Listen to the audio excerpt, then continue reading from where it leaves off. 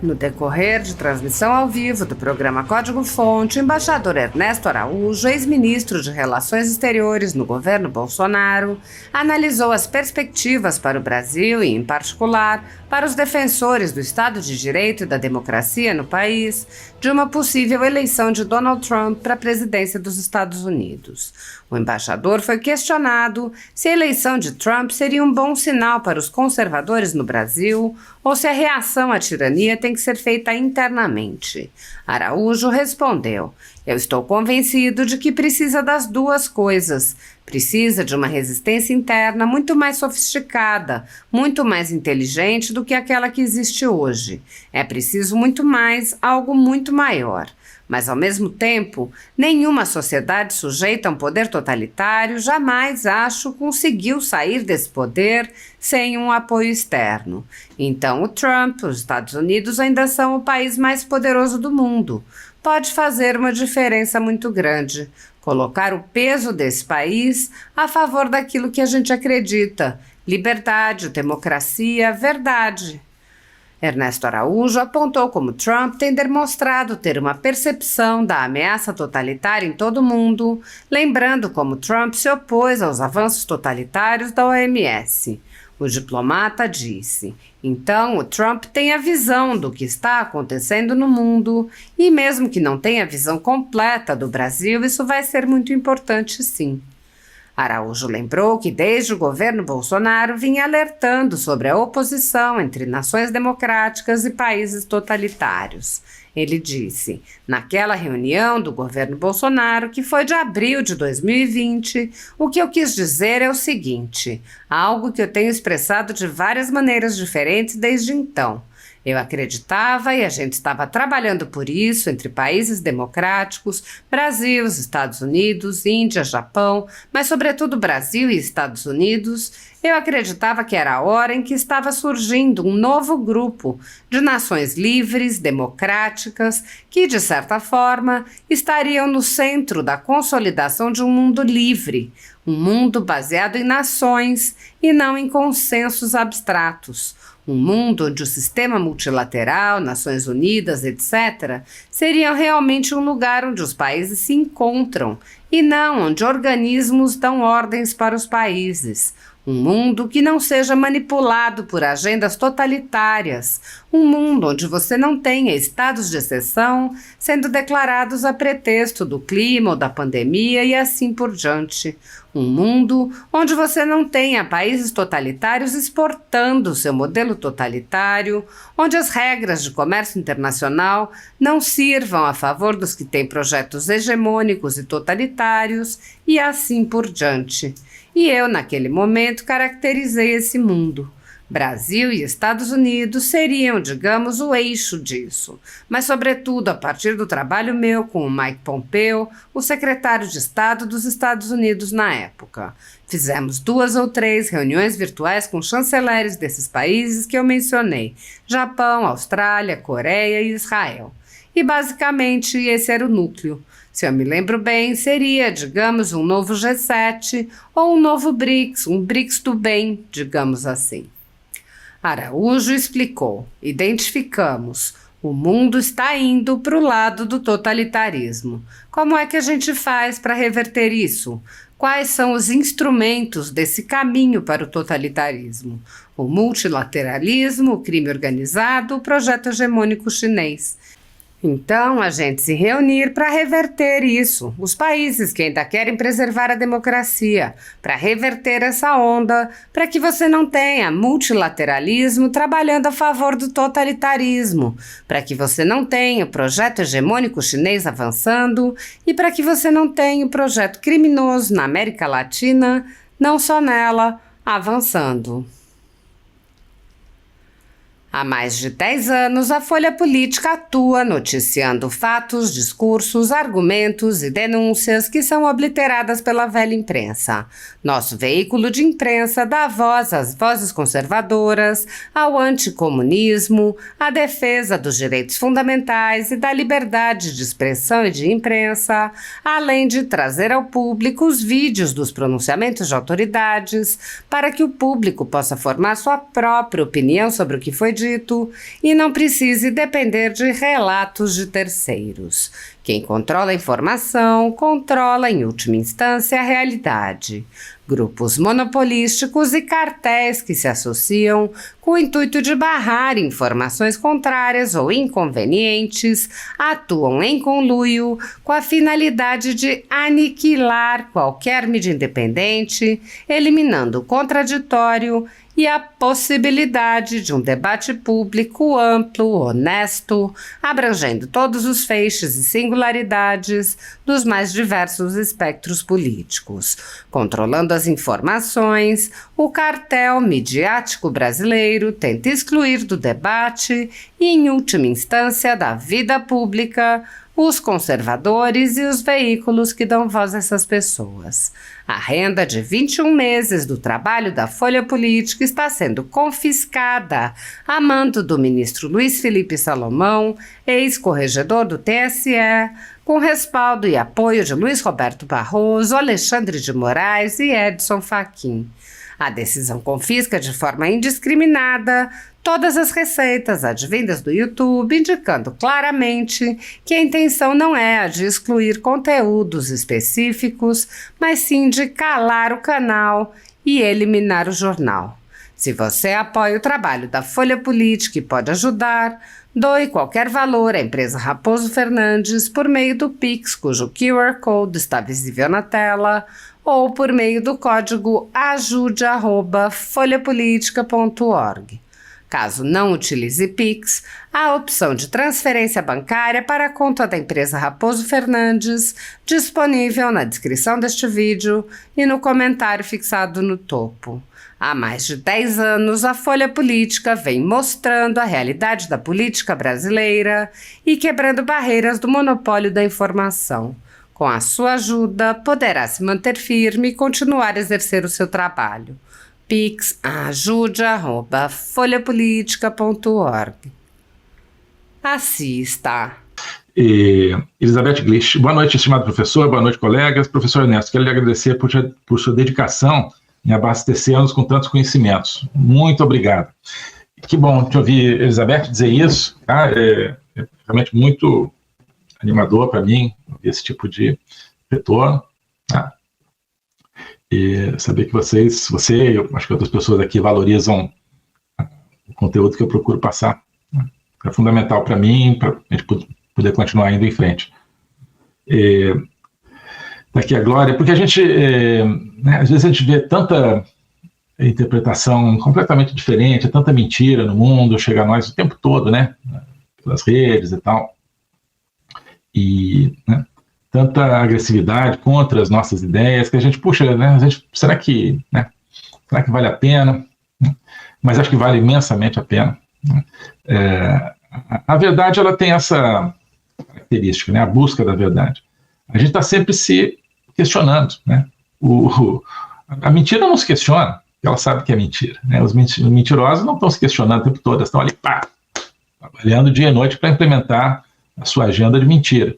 Quem tem uma agenda de busca de verdade, a gente tem dúvidas, né? Será que é por aqui mesmo? Né?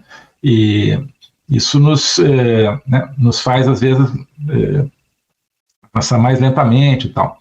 Mas, por outro lado, a gente se nutre dessa própria busca e se nutre dessa comunidade de pessoas que buscam. Por isso que é tão importante a gente estar aqui junto e por isso que suas palavras aqui são tão importantes. Tá? Muito obrigado.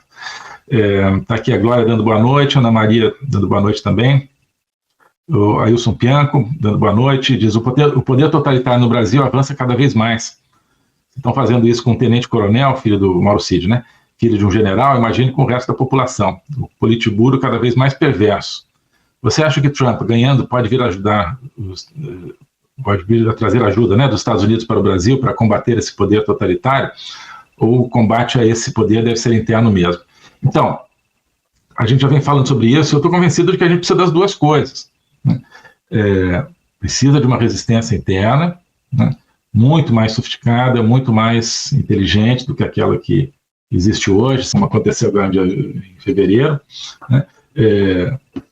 E precisa algo muito maior.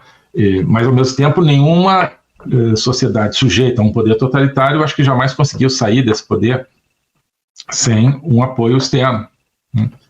E então o Trump, enfim, ainda o maior país, o país mais poderoso do mundo, pode fazer uma diferença muito grande ao colocar o peso desse país a favor daquilo que a gente acredita: liberdade, democracia, verdade, né? Trump, por exemplo, né? O Trump tal, do jeito dele. Pois é, mas do jeito dele, ele viu esse problema da pandemia, viu esse problema da OMS, sobretudo, né? Ele não viu todos os problemas da pandemia, mas ele viu esse problema da OMS, né? Ele chegou a tirar os Estados Unidos da OMS. Daqui não vem coisa boa, daqui vem a destruição das nossas liberdades, no caso dos Estados Unidos, mas de todos os países democráticos. Então, o Trump tem a visão do que está acontecendo no mundo, e mesmo que não tenha a visão completa do Brasil, isso vai ser muito importante, sim. Luiz Carlos está aqui dando boa noite, o Hernani Fernandes, o Valdinei. Luiz Carlos sempre gosta de dizer que é um privilégio estar aqui, me ouvir. Eu que também gosto sempre dessa oportunidade para falar do privilégio de estar com vocês, como eu falei agora aqui com a Elizabeth. Essa nossa comunidade é fundamental para a gente não cair, digamos, às vezes na dúvida, né? Não que a gente tenha que ter certezas absolutas, mas a gente tem que buscar a verdade mesmo nesses momentos em que a gente chancela, né? Em que a gente, olha só, tem tanta gente falando, né, outra coisa que de repente, será que eles têm razão? Não tem, né? E a gente precisa dessa comunidade aqui para nos firmar, eu acho. A Elaine está aqui dando boa noite, Maurício Koga, a Rose Spitz, Samir, Paula Quebra, Priscila Azuri. A Priscila diz o seguinte: professor, sempre assisto às aulas de sábado no domingo, mas entrei para dizer que o senhor é uma referência cultural e moral em minha vida. Que bonito. E participa ativamente da minha Assembleia de Vozes. Muito obrigado, Priscila, né, por você dizer isso. Eu fico muito tocado e também muito, digamos assim, sinto uma responsabilidade muito grande por isso que você está falando, né? Ser uma referência na vida de alguém, eu sei da responsabilidade que isso implica, tá? Então eu posso prometer toda a minha sinceridade, todo o meu esforço aqui na busca da verdade, na busca dos nossos valores. Como eu falei, não pretendo ter a verdade na mão, né? Ninguém vai ter a verdade na mão, não a verdade realmente sagrada, né? A gente nunca a terá, né? A verdade é uma direção, né? É uma busca. Mas eu me comprometo, né, com vocês todos aqui sempre a participar e ajudar vocês, como vocês me ajudam nessa busca da melhor maneira possível, tá? A Eliane Rodrigues está aqui dando boa noite. Estou eu aqui lembrando da promoção Vidas Paralelas. A Rogéria Maria, boa noite, meu eterno ministro, muito obrigado. E o professor Mavenda dando boa noite, chanceler, muito obrigado. Aqui eu não sei se é uma abreviação de quê, mas o HWHW, será que é alguma palavra hebraica, assim, transliterada? Não sei. Mas dando boa noite aqui, boa noite também. Conserva Mind, boa noite, professor. O Carlos Zacarias, de Lisboa. Não, é o Carlos Zacarias, né, de Lisboa. Estava revendo aquela reunião do Bolsonaro com os ministros, em que o senhor comentou sobre a possibilidade do Brasil estar na NOM. O quão perto estamos de um governo global e altamente controlador. Então, naquela reunião, que foi de abril de 2020, o que eu quis dizer é o seguinte: algo que eu tenho expressado de várias maneiras diferentes desde então, inclusive no curso e com vocês aqui, né? Eu acreditava, e a gente estava trabalhando por isso entre países democráticos, Brasil, Estados Unidos, Índia, Japão, mas sobretudo Brasil e Estados Unidos. Eu acreditava que era a hora e que estava surgindo, né, um novo grupo de nações livres, democráticas, que, de certa forma, estariam no centro, né, da consolidação de um mundo livre, né? Um mundo baseado em nações, né, e não em consensos abstratos, né? Um mundo onde o sistema multilateral, Nações Unidas, etc., seja realmente um lugar onde os países se encontram, e não organismos que dão ordem para os países, né? Que não seja manipulado por agendas totalitárias. um mundo onde você não tenha, né, estados de exceção sendo declarados a pretexto de clima ou de pandemia, e assim por diante, né? Um mundo onde você não tenha países totalitários exportando seu modelo totalitário, onde as regras de comércio internacional não sirvam a favor dos que têm projetos hegemônicos totalitários, e assim por diante, né?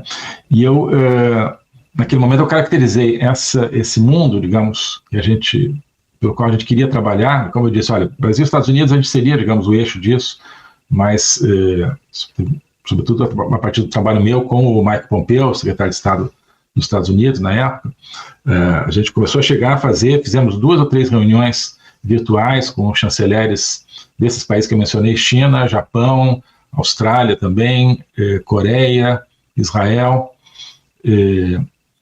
Basicamente, esse era o núcleo, se eu me lembro bem, de que seria, digamos, um novo G7, ou um BRICS do bem, digamos assim. Tá?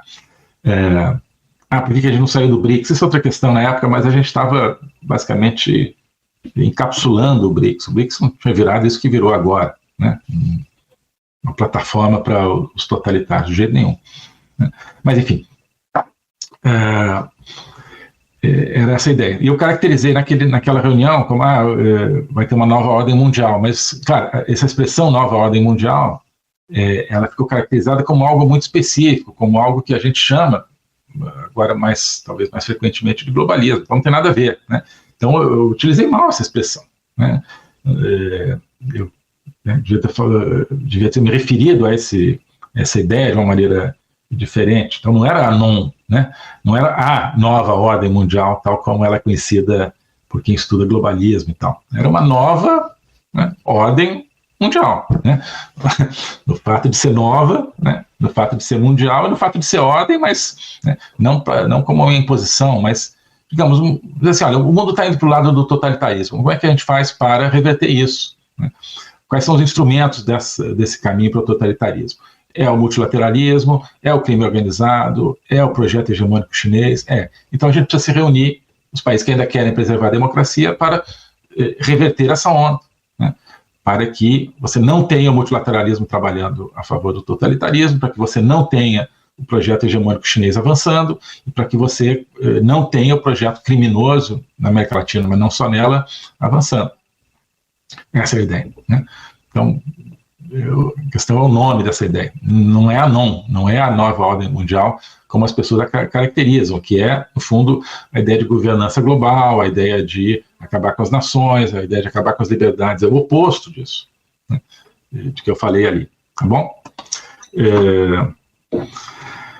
Ailson Pianco: Ernesto, o que é mais revoltante para mim é ver pessoas sabendo da situação do Brasil e tem medo de se manifestar, de falar. Pois é, né, a intimidação, mas a gente a cada dia está tendo que pensar mais vezes antes de falar, certo? É assim que o sistema está funcionando. Será que vai acontecer comigo? Será que, né, não vai acontecer? Congelamento de contas, perseguição, etc. Mas aquilo que eu falei outro dia também, acho que foi na aula, né? Digamos, se você tem 30 pessoas dizendo uma verdade inconveniente para o sistema, ele tem que compreender essas 30, como calar a voz dessas 30. Se você tem 30 mil, se você tem 300 mil, se você tem 30 milhões, já é uma coisa diferente. E não tem como compreender 30 milhões. Então, a questão dos números aqui importa muito. Não é certo? A Paula Kerber, lembra que em 2001 gerou o Patriot Act, que é justamente essa série de medidas para, digamos, espionar um pouco. E eu digo um pouco porque não era assim algo tão cabal, eu acho, de chegar tão fundo na vida das pessoas como estão chegando hoje. Mas, sim, suspendia algumas liberdades básicas, alguns direitos básicos para o combate ao terrorismo, né, nos Estados Unidos. Ação pessoal, de preparação nossa para enfrentar todos os desafios da nossa política, do mundo, do Brasil, daquilo que está destruindo nossa liberdade, nossa esperança e também, portanto, um projeto para reconstruir essa esperança a partir de toda uma análise da cultura ocidental, do nosso manancial de cultura que a gente não pode perder e que é o nosso grande arsenal para enfrentar tudo isso, desde Aristóteles, Platão, passando pelas epístolas de São Paulo, Santo Agostinho, até chegar aos nossos autores contemporâneos, analisando também o outro lado, os autores que estão aí programando o fim da dignidade humana e contra os quais a gente precisa combater. Então, esse é o projeto da Academia Folha Política. Se você quiser conhecer e entrar nessa aventura intelectual e pessoal, junto conosco, os links estão aqui na descrição do canal e vamos em frente juntos. Espero contar com você lá. Um abraço.